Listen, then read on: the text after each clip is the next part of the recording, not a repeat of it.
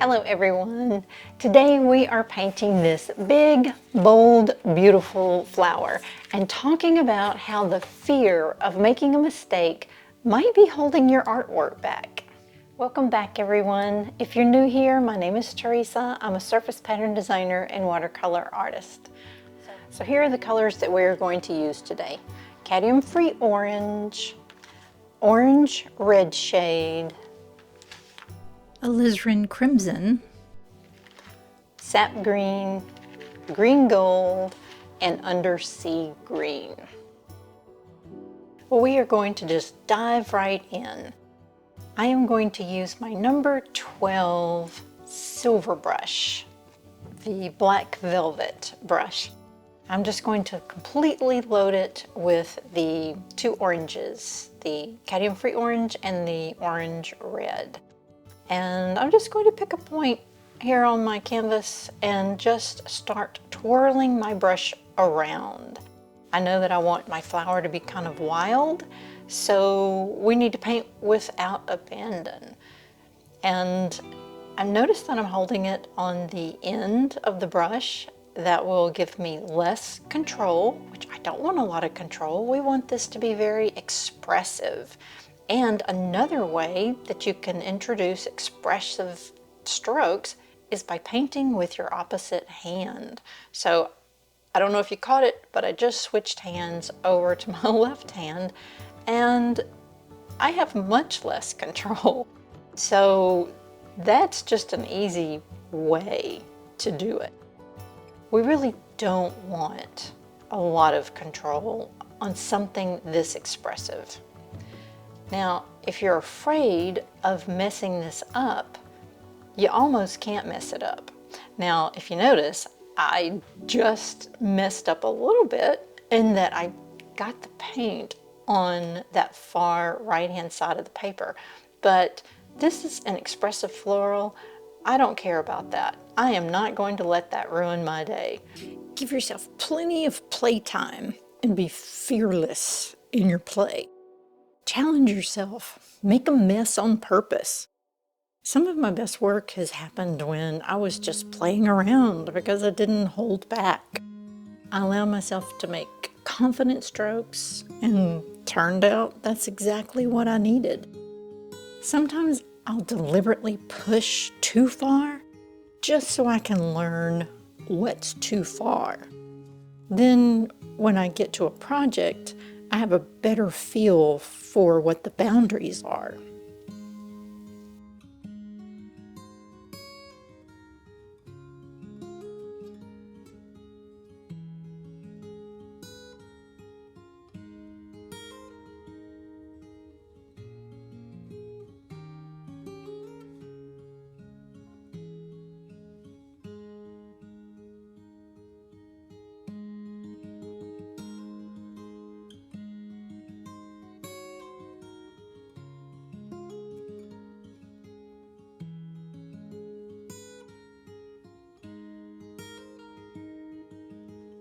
Here, I'm just gonna drag down that leaf. See, very sketchy, very loose.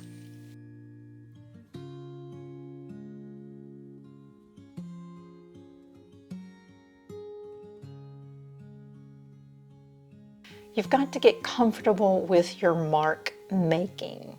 So practice strokes occasionally to keep yourself loose.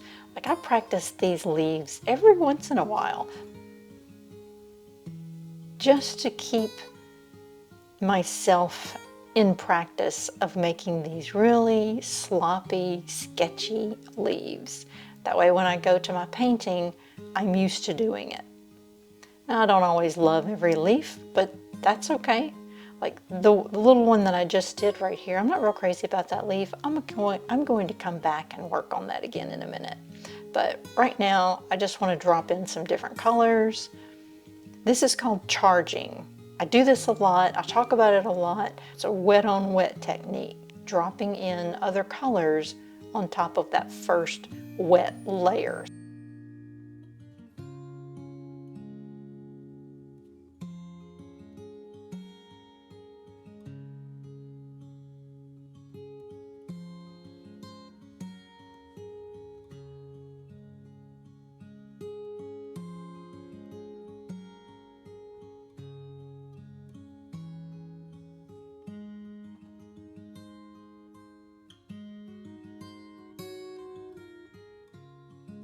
the stem of this flower, it's not straight. It's very crooked, very messy. That's more natural. And it's a lot easier to paint that way too.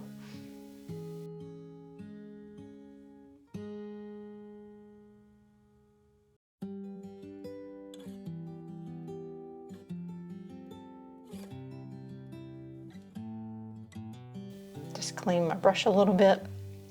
Go back to the flower. I've about used up the alizarin. I'm going to need to get more of that. Alizarin Crimson is not one that I put in my palette, and I kind of regret it. So when one of these others empties out, I'm going to put alizarin back in my palette. And notice I'm using a very thick consistency. In fact, it's right out of the tube. And I don't often like to paint right out of the tube because it can be a waste of your pigment. But I really want strong accents here. So I think it's fine to do it in this situation. I'm just dragging and dotting it around. It's going to really add some drama to this flower that I think we need. I'm sorry to say I don't have any magic tricks for not being fearful other than practice. Just keep practicing your mark making. That will build your confidence, and the fear will, you know, subside quite a bit. I still get fearful if I'm working on something important, not because I'm afraid I'm wasting paper or watercolor, but mainly because I don't have a lot of time to keep doing things over and over, which I'm sure you don't either. You know, we're all very, very busy. We still have a million different things that we do in our lives, and we just don't have time to keep redoing and redoing. That's why just practice it. You know, a lot of times doing a study, if you're doing something important and special, do a study of it first. I will often kind of sketch it out. I'll play with my colors. I'll kind of half-heartedly paint something just to get a feel for the placement or the colors that I want to do. And, you know, that cuts down on frustration too. If you go into it kind of knowing what you're going to do. But a lot of my loose florals, as I've talked about many times before, I do not plan out. This one I did not plan out.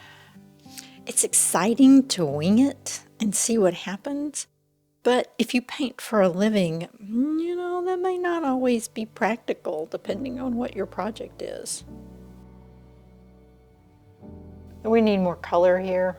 We have plenty of drama up in the flower, but not so much drama down here, so I'm just going to use that undersea green to add some shadow down here on this leaf.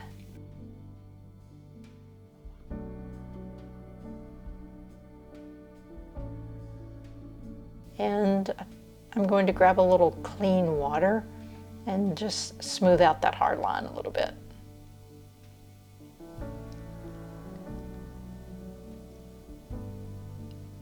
Drop the pigment back in.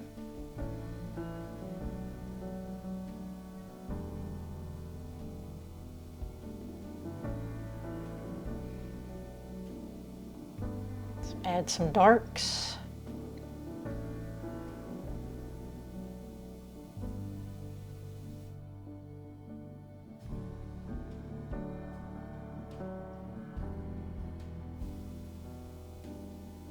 And that stem needs some different colors on it. It's drying fairly flat, so I'm going to add a little bit of the undersea green to give it some depth.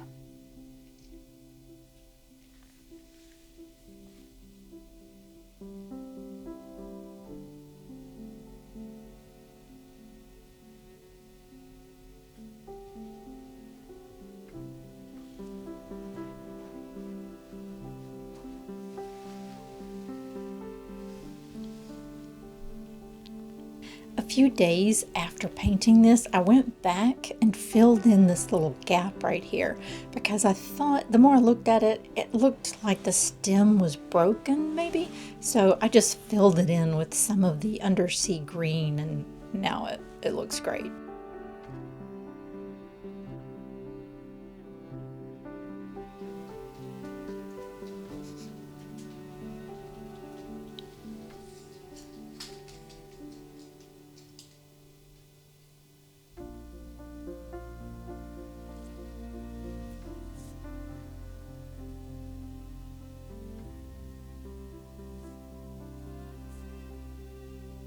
And now this bottom leaf down here, I'm just going to go over it. It was mostly dry, so I'm going to take a little bit deeper color and go over it. I've got a mixture of green gold with a little bit of the undersea green in it. And I'm just going to drop that in.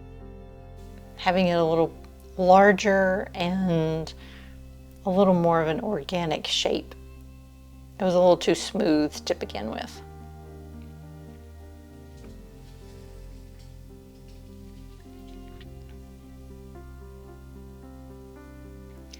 So painting without fear means painting confidently. And the way that you gain confidence is by practicing. Practicing your painting, practicing techniques, practicing mark making. So this painting is very much about mark making. Twirling my brush is a mark, a specific type of mark. It's not very controllable, but it is still a specific mark.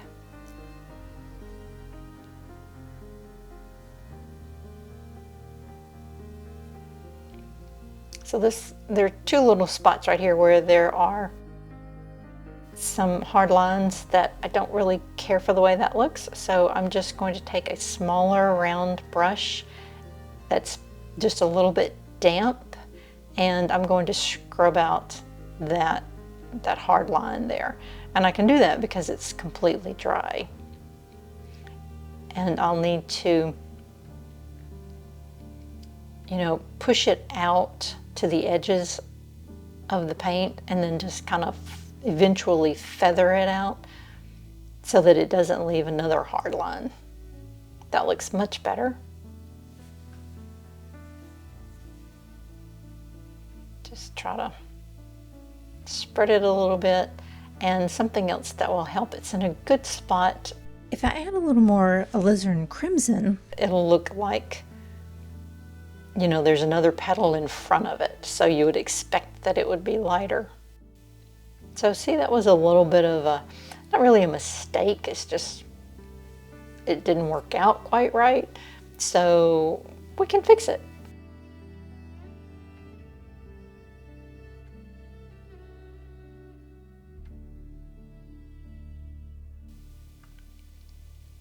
Well, I think I'm going to call this one done.